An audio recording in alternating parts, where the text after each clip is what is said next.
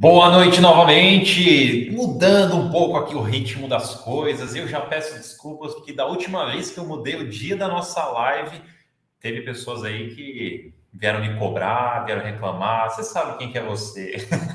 Brincadeiras à parte, amanhã é feriado, então estamos fazendo a live hoje, mesmo horário, porém dia diferente, mas não com uma proposta diferente, porque vamos encerrar a semana com os destaques da semana, falar o que aconteceu, porque tiveram aí alguns fatos relevantes que vamos comentar. Antes de mais nada, boa noite.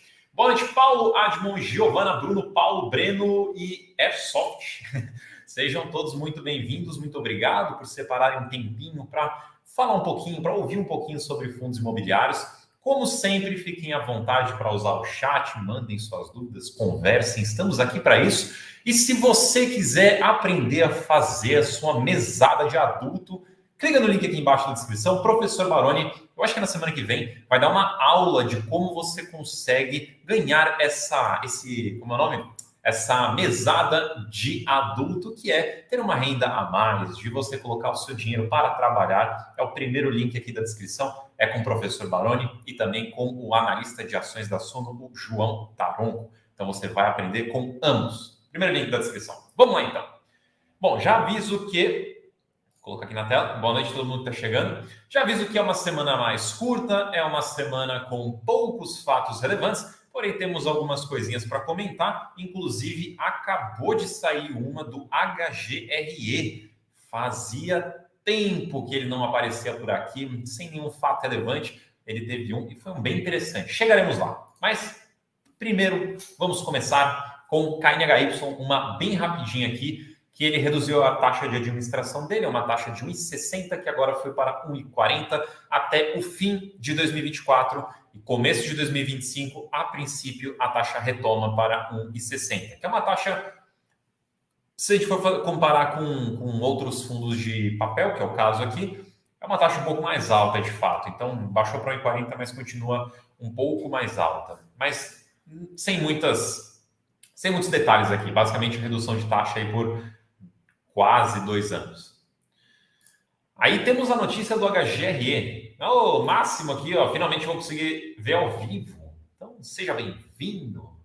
Isso aí, qualquer coisa. Quem aqui é a primeira vez ou a primeira vez que está na live, ou a primeira vez que está assistindo ao vivo? Já assistiu outras vezes, mas gravado, e a primeira vez ao vivo. Levanta a mão aí no chat que eu quero dar uma olhada, para eu dar boas-vindas para vocês. Então, HGRE, fazia tempo que não aparecia aqui um fato relevante dele. Ele vendeu 8 unidades, que no total dão aí quase 1.700 metros quadrados, no edifício Torre Rio Sul, no Rio de Janeiro. E o valor de venda, inclusive, essa venda liquida a posição do fundo neste prédio. O que é uma coisa interessante, porque é uma reciclagem de portfólio. O fundo ajustando o portfólio dele, como ele vem fazendo ao longo do tempo. Com essa venda, ele reduz um pouco da participação dele no Rio de Janeiro, reduz um pouco da participação dele em prédios BB, no caso aí é um prédio já de uma classificação um pouco inferior aos A, AAA, AAA que a gente está acostumado. Tô vendo bastante gente aqui, ó. Henrique Silva, primeira vez, seja bem-vindo. Gilmar, seja bem-vindo. Edson, Evandro, Fabiana, Paulo, Antônio. Caramba, quanta gente aqui nova na live. Sejam todos muito bem-vindos. É um prazer tê-los aqui comigo nessa noite para a gente encerrar o dia e praticamente encerrar a semana, porque a partir de amanhã já é feriado e a gente só se vê de novo segunda-feira. Então, deixa eu dar só mais uns detalhes aqui sobre essa venda do HGRE, porque ela é interessante. Então, reduziu exposição no Rio, reduziu exposição a prédios de classificação inferior, acaba juntando um caixa que ajuda a pagar obrigações, que ajuda ali a poder também fazer novos investimentos futuramente. E quais são os detalhes dessa venda de fato? A venda foi por quase 26 milhões que já foram pagos. O preço foi 3,6% abaixo do laudo de 2022, o que é ruim. Então você vê que não foi... A gente viu alguns outros fundos vendendo acima do laudo, ou seja, um avaliador foi lá, avaliou o imóvel e disse que valia X. Inclusive, o laudo de 2022 é um laudo recente. Disse que valia X, mas na hora de vender, o fundo pelo menos não conseguiu encontrar um comprador a este valor X. Mas chegaremos lá, porque tem um ponto interessante, diferente nessa venda. Mas, de qualquer forma, apesar de ter sido uma venda levemente abaixo do laudo de 2022, ela foi uma venda 53% acima do valor inicialmente investido nesses imóveis, o que gerou um ganho de capital de 0,76, ou seja, 76 centavos por cota de ganho de capital, que gerou uma taxa interna de retorno, a famosa TIR, de quase 20%, que é uma TIR bem interessante. TIR nada mais é do que o retorno total que o imóvel deu para o fundo. Isso vai considerar o aluguel que o fundo recebeu desse imóvel ao longo de todo o tempo e também o valor da venda comparado ao valor que foi usado na compra. Então, quanto ele ganhou dinheiro na venda, basicamente. Então, quanto ele ganhou dinheiro na venda, quanto ele ganhou dinheiro com o aluguel, junta essas duas coisas, faz uma divisãozinha ali e vai dar um valor anual. Então, durante todo o tempo que esse imóvel ficou no fundo, ele gerou praticamente 20% ao ano de retorno para o fundo, que é uma TIR bem bacana. A parte que eu falei que ela é curiosa sobre essa venda, e depois a gente vai entrar em mais detalhes lá no radar de fundos imobiliários para assinantes, só que eu vou falar aqui também, que essa venda, apesar de ter sido por esse valor, ter sido recebido, há uma divisão de algumas parcelas de aluguéis. Então, lá no fato relevante, se você quiser ler, você vai ver que está dividido em aluguel A, aluguel B, aluguel C. O aluguel B, aluguel C, já vai para o comprador. Então, uma pessoa que comprou esse imóvel já vai passar a receber isso. O aluguel A, que é, se não me engano, dividido em 57 parcelas, o fundo ainda vai continuar recebendo, que é um contrato específico ali de um inquilino, que é referente a algumas modificações que o fundo teve que fazer no imóvel, por isso ele vai continuar recebendo essa renda. Então, o fundo, apesar de ter vendido aí o imóvel, ele vai continuar recebendo uma parte do aluguel durante 57 parcelas, se não me falha a memória no número. Então, que eu achei uma venda bem interessante, porque foi uma venda, mas é uma venda que continua rendendo. Então, bem interessante. Vamos acompanhar e, novamente, no radar de fundos imobiliários que sai na segunda-feira, a gente entra em mais detalhes na análise desse fato relevante.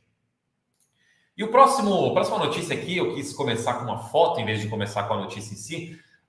Essa semana, a gente teve não chegou a ser um fato relevante, um comunicado que acabou abalando com força um fundo. Esse fundo ele é um fundo menor, é um fundo com pouca liquidez, com pouco cotista, então ele acaba não sendo um fundo muito conhecido, mas de qualquer forma o tema em si acaba chamando atenção. Então o Helg, que é um fundo de logística da REC, ele chegou a cair nessa semana, ali 10%. Só que ele chegou a cair em um determinado momento quase 20%, caiu ali 17 e um pouquinho. O que aconteceu para ter essa queda? Que algumas pessoas ficaram assustadas. Então, vamos agora para o comunicado.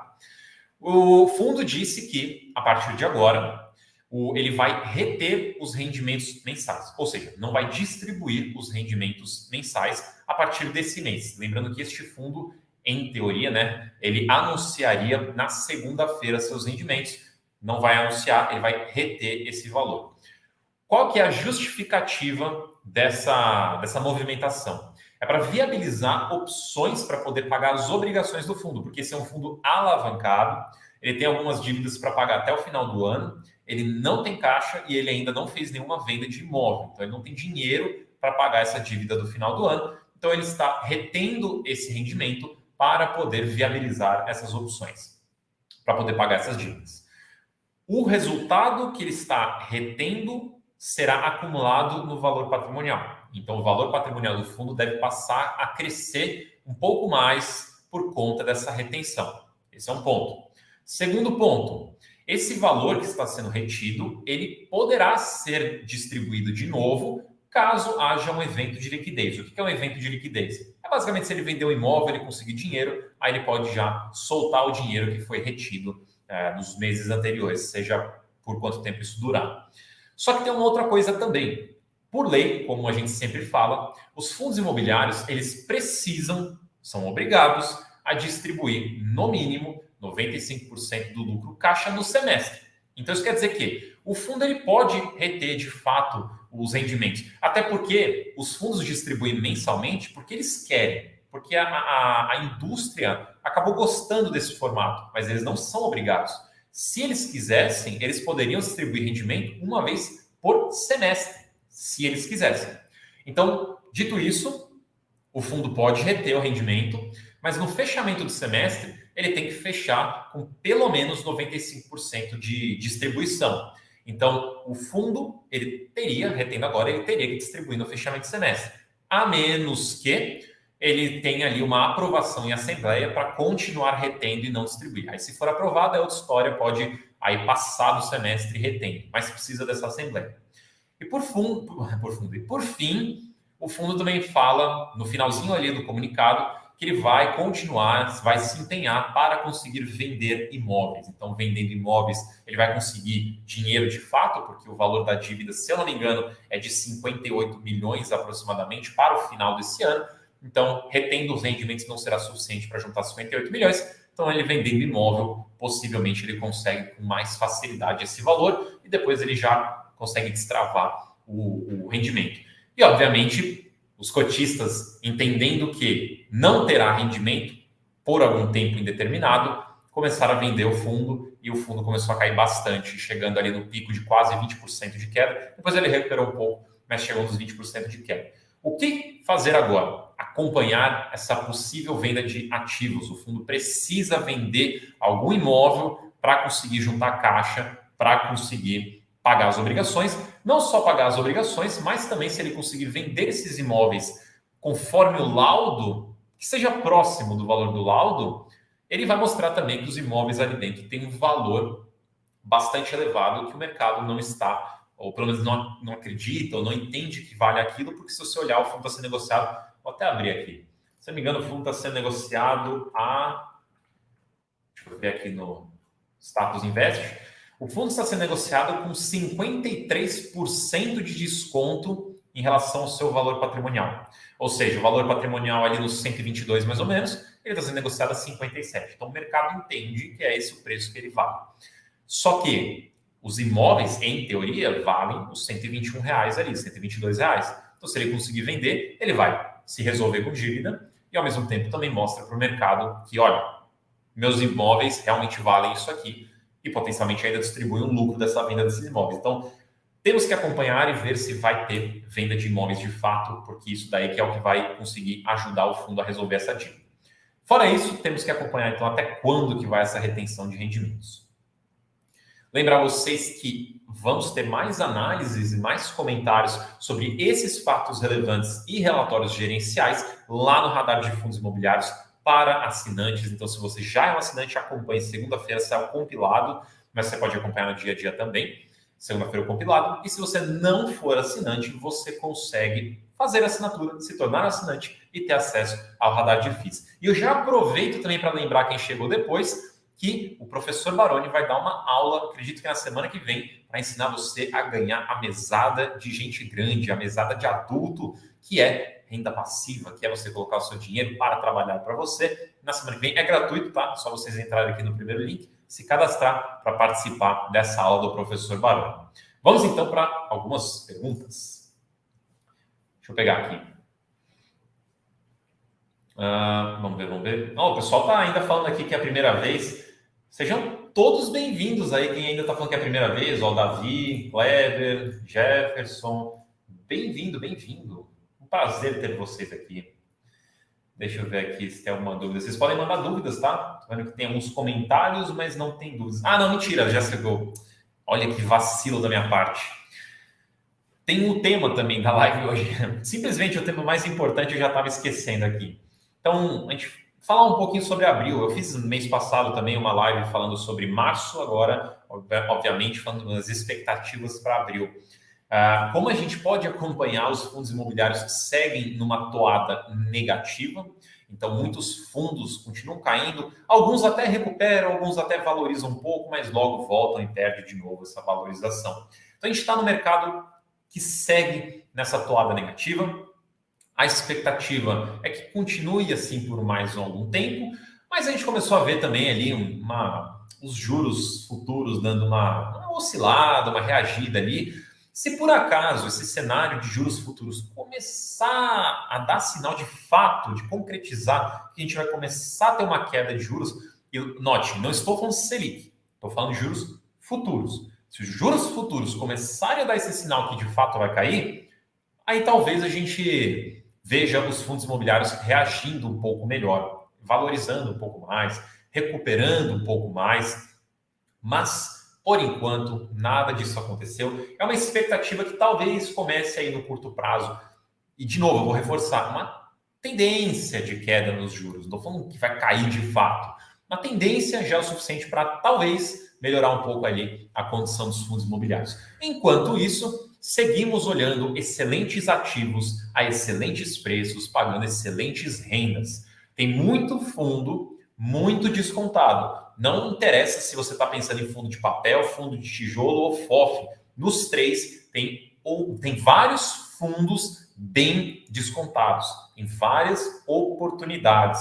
Basta você analisar ali, selecionar. Num cenário como o atual, que é um cenário mais delicado, por exemplo, esse caso que eu mostrei agora há pouco do Helg, caso do XPPR, outros fundos, quando estamos em cenário de estresse, fundos que não estão muito sólidos, não estão com um caixa robusto, não estão preparados para passar por um momento de crise, eles acabam sofrendo mais. Então, quando a gente está em um momento de crise, antes também, mas principalmente quando a gente está no momento de crise, é importante que você olhe muito bem, seja muito criterioso em ativos que tenham a capacidade de conseguir passar por uma crise mais tranquilamente, ou que tenham uma estrutura que consiga aguentar ou mitigar problemas durante um cenário de crise. Eu estou falando crise aqui, né? Mas um cenário mais estressado. Então, escolha, porque tem vários que estão interessantes, preços interessantes. Veja a renda pode ser um guia para você. Fundo de papel voltando a pagar bastante depois dos meses de deflação do ano passado. Fundos de tijolos aumentaram muito os rendimentos nos últimos tempos. Alguns fazendo vendas, alguns por necessidade, outros por oportunidade, mas vendas de toda forma. Tem muita coisa caminhando.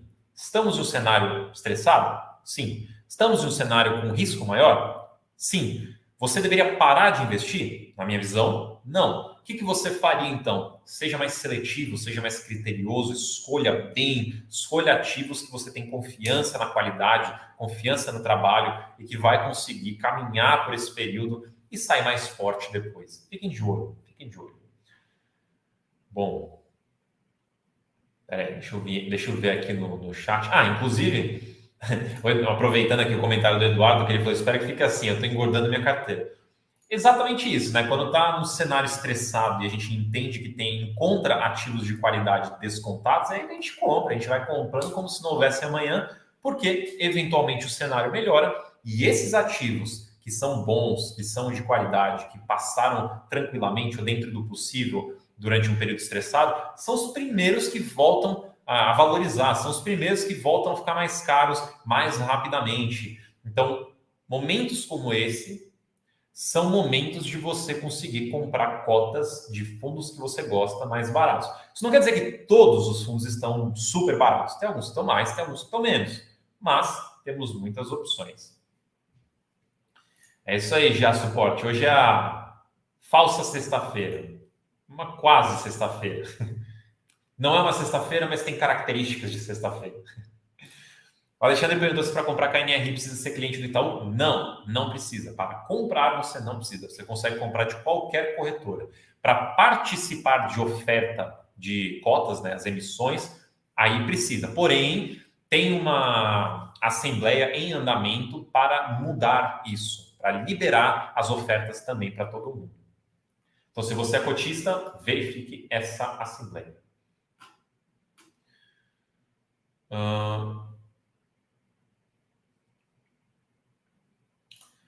Bruno falou aqui, Marcão, no vídeo anterior seu e do professor Baroni sobre a fala do ministro. Os FIIs vão ser tributados? A gente fez um vídeo, né, nessa semana. Quem não viu, depois dá uma olhada, tá aqui no canal do professor Baroni, o vídeo que a gente falou sobre uma fala de um deputado que é responsável ali pela parte da reforma tributária, onde ele é perguntado sobre a tributação de fundos imobiliários. Em um primeiro momento, ele fala que sim, será diz que não, né, que será mantida a isenção. E depois, no segundo momento, teve uma pergunta um pouco mais genérica, o entrevistador ali também deixou a pergunta ainda mais genérica, né? E o deputado acabou não respondendo específico que nem a gente gostaria, acabou ficando um pouquinho complicada ali a resposta, então ficou um pouco confuso no total ali o contexto, mas no geral a gente tem uma sensação de que grandes chances são de continuar isento, né, os fundos imobiliários. Mas vê o vídeo lá depois, ficou bem interessante. Deixa eu voltar um pouquinho aqui. O Popzinho aqui, ele falou, estou triste porque não tenho mais dinheiro para fazer mais aportes no momento. Eu também gostaria de ter mais dinheiro disponível do que eu tenho para continuar comprando. Deixa eu ver aqui.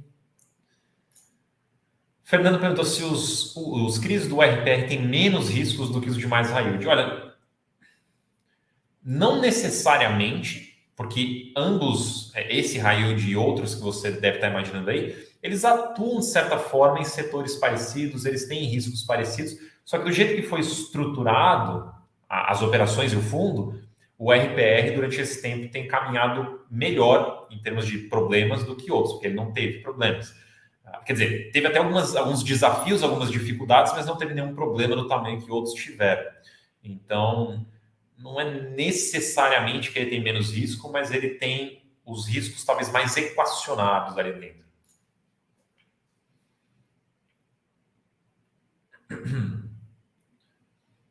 Espera aí que eu estou subindo um pouco aqui. Eu vou pegar essa pergunta aqui porque muita gente ficou confuso com isso aqui. Muita gente repassou a mensagem de que o HCTR teria encerrado ali os resgates do fundo, que não daria mais para resgatar. Só que, galera, presta atenção, sempre que vocês forem ler um fato relevante, um comunicado, certifique-se ali o nome do fundo que você está vendo. Esse comunicado não foi do HCTR. O HCTR é fundo fechado ainda. O HCTR não é nem fundo que tem resgate. Fundos abertos têm resgate, que é quando você pode pedir teu dinheiro de volta ou colocar teu dinheiro lá dentro, né? Fazer aplicações. Então, pessoal, o fundo que teve o resgate fechado é um outro fundo, outro tipo de fundo, não é nem fundo imobiliário, da gestora, mas não é o HCTR. O HCTR você continua negociando tranquilamente, da forma que você quiser.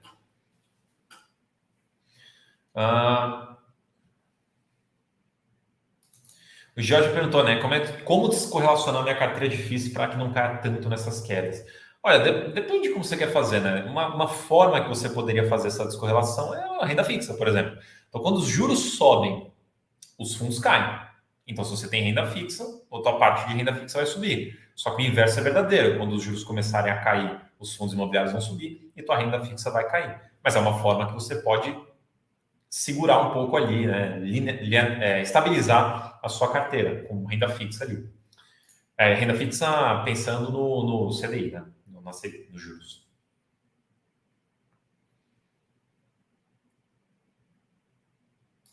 Simone perguntou como que faz para analisar as áreas onde os fundos imobiliários de estados que não conheço, onde estão os fundos imobiliários de estados que não conheço.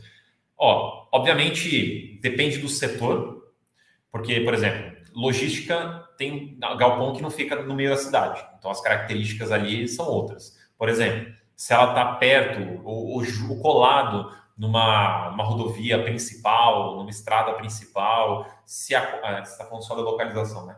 Só da localização. Então, se ela está em uma avenida, estrada principal, uma rodovia principal, se está muito longe ou próximo da cidade, ou até, quem sabe, dentro da cidade, esses são pontos importantes. Se você pensa no shopping, por exemplo, você vai querer ver se na região, ao redor ali, próximo do shopping, tem um grande adensamento populacional, ou seja, tem muita gente ali perto.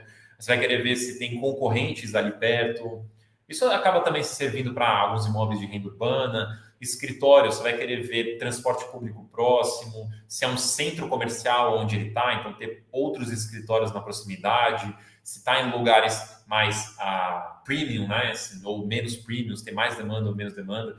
Os critérios são praticamente os mesmos, assim, de região para região. Só que quando a gente não mora no lugar lá, acaba ficando difícil você encontrar essas informações. Então, você entra no Google Maps, dá uma olhada, procura na internet sobre a região. Às vezes tem até relatório de empresas especializadas em imóveis que fazem aí conteúdos desse tipo. O Alexandre perguntou, vale a pena vender fundos imobiliários que caíram muito para comprar um melhor? Depende. Caiu muito por quê? Se ele caiu muito por nada e continua sendo ótimo, então talvez seja melhor você comprar mais dele do que vender. Agora, se ele caiu muito porque agora deu problema, perdeu os fundamentos, tá ruim, não tem perspectiva boa de recuperação, aí sim, aí faz sentido você vende ele, realiza o prejuízo e compra um fundo imobiliário melhor e recupera esse prejuízo nesse outro fundo imobiliário melhor. Então tem que avaliar o porquê caiu. O Fernando perguntou se FII infra está no meu radar ou se eu sou perseverante nos FIIs.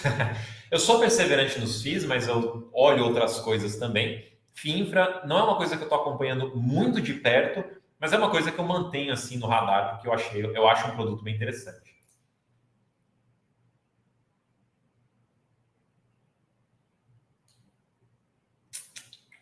Espera aí.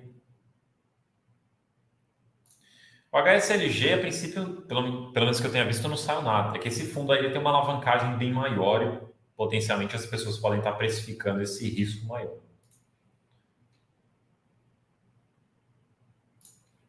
Marcelo falou de queda no Veritá e no VGHF. Os fundos de papel em geral, tudo bem que o VGHF é hedge fund, mas enfim, tem muito CRI ali dentro também. Os fundos de papel em geral, eles estão caindo porque a gente está num cenário de crédito mais arriscado, alguns fundos tiveram problema e esses problemas acabam contaminando outros fundos. Então, assim, não saiu nada específico desses dois. Não teve fato relevante deles, não teve nenhum problema grave neles. Então, eu sinto que é mais uma contaminação assim, do mercado.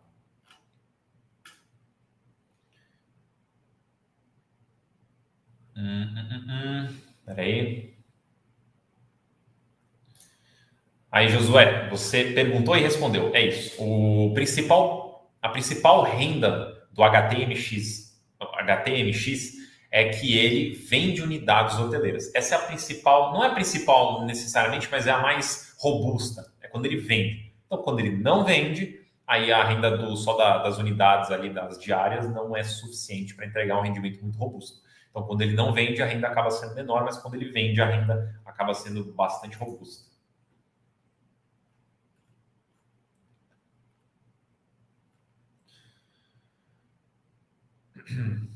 Boa, Rafael. Estou começando agora, estou estudando bastante, então está começando muito bem já. Primeiro, estou montando minha reserva de emergência. Que maravilha. A partir de julho já começam meus aportes. Rafael, meus parabéns. Meus parabéns por começar, primeiramente. E também meus parabéns por você começar do jeito certo, que é estudando, que é você sabendo o que você está fazendo e já se protegendo, fazendo uma reserva de emergência. Então, parabéns aí pela sua iniciativa, muito sucesso e espero que nós todos aqui da Suno possamos ajudá-lo nessa jornada. Então, parabéns.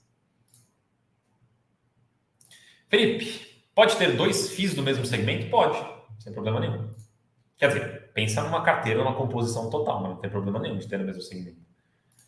O Anderson perguntou aqui, boa noite, Marcão, boa noite. Existe prazo para compensar prejuízo com venda de fundos imobiliários no IR? Não, não existe. Mas, apesar de não existir, você não pode esquecer de declarar esse prejuízo. Então, se você carregou o prejuízo de um ano para o outro, você precisa colocar esse valor de prejuízo na declaração, para a Receita também saber que você está carregando esse prejuízo. Não sei por que eles não puxam esse dado automático, não faz sentido na minha cabeça, mas você precisa colocar lá manualmente esse valor.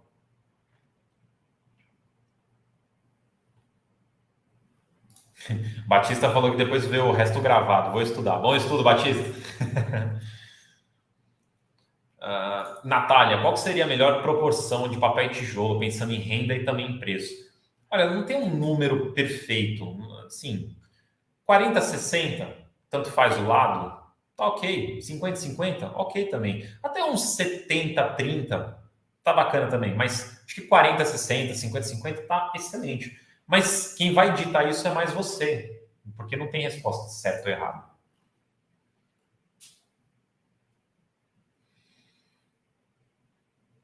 O Davi perguntou quantos FIIs em média para ter na carteira, metade de papel, metade de tijolo. Sobre as proporções é a resposta que eu acabei de dar ali para outra pergunta. Sobre a quantidade de fundos imobiliários, uma regrinha geral que eu uso é não fique exageradamente exposto a um único ativo. Então, essa regrinha, você lembrando dela, você vai conseguir ver aí quantos você vai comprar. Então, por exemplo, vamos supor que o máximo que você está disposto a ter em um único ativo é 5%. Isso quer dizer que o mínimo de ativos que você precisa ter é 20, porque daí você coloca 5% em cada um, e é isso. Mas você pode ter mais. Ah, e também foque também em você ter uma quantidade que você consegue acompanhar. Porque se você tiver um monte e não consegue acompanhar, acaba sendo ruim também. Simone perguntou por que tiraram o preço-alvo dos FIIs no FII? Não tiraram, tá lá. Talvez a tela que você está entrando na área do assinante, não sei se é pelo celular, não sei se é uma tela menor de notebook, talvez, fica cortada, mas o preço teto está lá, tá? É uma das últimas colunas na tabela.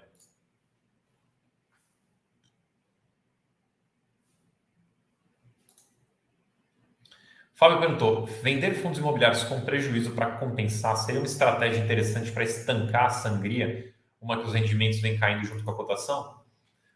Olha, eu não sei se eu entendi exatamente a estratégia. Se você vai vender, se é aquela estratégia que eu já falei até em alguns vídeos aqui, procurem depois meu vídeo. Eu só não lembro se saiu no canal, acho que saiu no canal da Suno. O vídeo que eu falei de como você pode ganhar dinheiro perdendo dinheiro. Esse é o slogan ali do vídeo. Se for essa estratégia, onde você vende toda a sua posição e recompra em um outro dia, para você realizar o prejuízo, mas manter o mesmo número de cotas, isso faz sentido. Porque você realiza o prejuízo, mas não muda nada na sua renda. Você continua com a mesma quantidade de cotas. Se você está falando só para vender, para realizar um prejuízo e ponto, para parar de perder dinheiro, por exemplo, eu não sei se vale a pena. Aí tem que ver caso a caso, tem que ver se de fato tem um problema nesse fundo, se de fato faz sentido, o que você vai fazer com o dinheiro depois. Então, aí fica um pouco mais complexo a responder.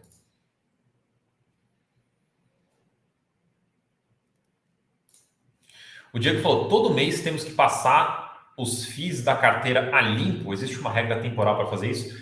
Olha, você não precisa fazer uma revisão todo mês. É legal que você acompanhe todo mês. E o que você pode fazer, que é o que a gente costuma fazer também nas nossas carteiras, é fazer uma revisão mais pesada a cada 6 meses, por exemplo. Então, a cada 6 meses você senta, olha com calma a sua carteira, reavalia os fundos da sua carteira, reavalia as posições, veja se você precisa ajustar alguma coisa. Cada 6 meses você pode fazer isso, mas o acompanhamento é legal que seja mais constante, mais recorrente.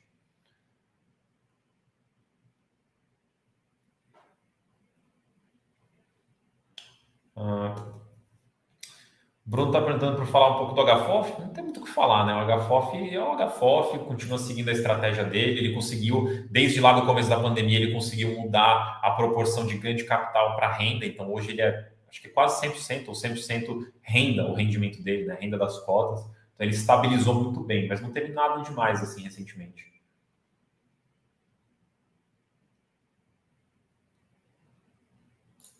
Opa, essa aqui.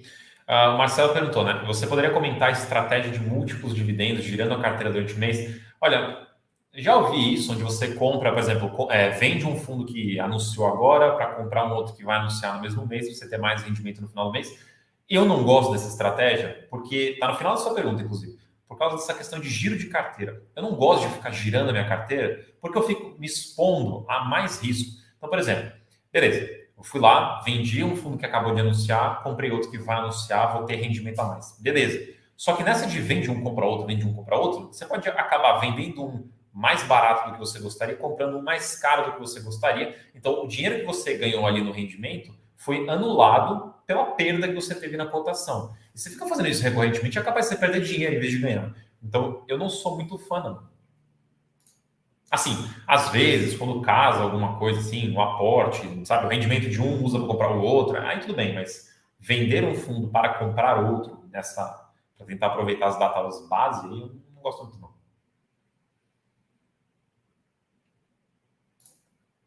Felipe, quando um fundo, dentro do semestre, tem prejuízo, esse é repassado para o cotista ou simplesmente o cotista não ganha nada?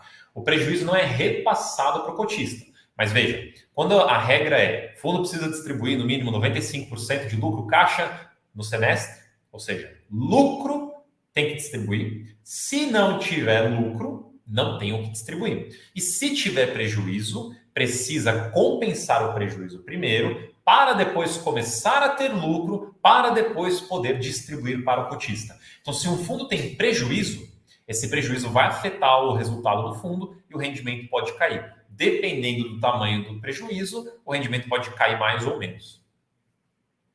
Mas, tipo, mas assim, a dívida, o prejuízo não repassa para o cotista. Ele só vai ficar com menos ou sem rendimento, dependendo do tamanho do prejuízo.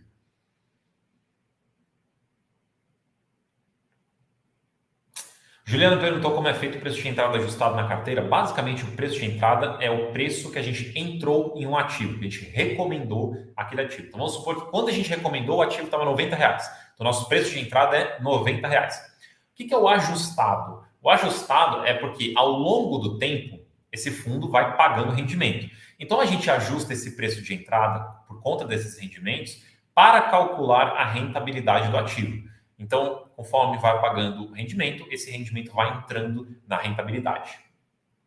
Então, assim, você como assinante, investidor, essa coluna de preço de entrada ajustado, você não precisa ligar muito para ela não, tá? Assim, na hora que você for fazer um aporte, ela não ajuda nada você. Ela é mais uma referência para a gente calcular a rentabilidade do ativo.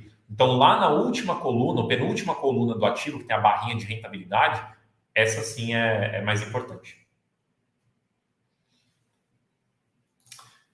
Pergunta do Fernando aqui. O fundo pode distribuir um dinheiro que foi captado em subscrição? Não. Quer dizer, tecnicamente, ele pode, mas não é rendimento. Rendimento é lucro. Se ele pegar um dinheiro que ele captou e ele quer devolver ou distribuir para o cotista, é uma amortização.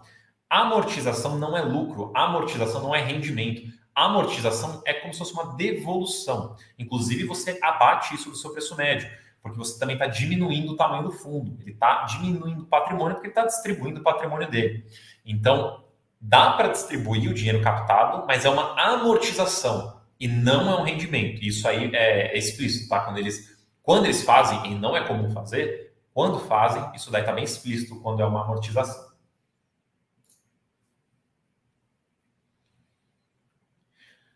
Pessoal, vou te falar, viu? Antes daqui eu estava numa live interna para assinantes, quase 1 hora, e eu tô aqui já 40 minutos praticamente. A minha garganta aqui já está explodindo. Então eu vou pedir desculpas aqui, eu vou já encerrar, porque daqui a pouco eu vou ficar sem voz, está doendo aqui já. Então, muito obrigado a todos vocês que participaram aqui. Não se esqueçam de se cadastrar para o evento do Professor Baroni para você aprender como ganhar uma mesada de gente grande, mesada de adulto, que é uma renda passiva, de você conseguir fazer renda passiva, seu dinheiro gerar mais dinheiro para você. É gratuito, é só clicar no link aqui embaixo da descrição, primeiro link, se cadastra. E eu desejo aí um bom fim de semana para todos vocês, bom feriado. Obrigado quem participou, obrigado quem assistiu ao vivo, obrigado quem assistiu gravado, obrigado quem mandou perguntas e a gente se vê na próxima live. Pessoal, muitíssimo obrigado. Bom fim de semana e até a próxima.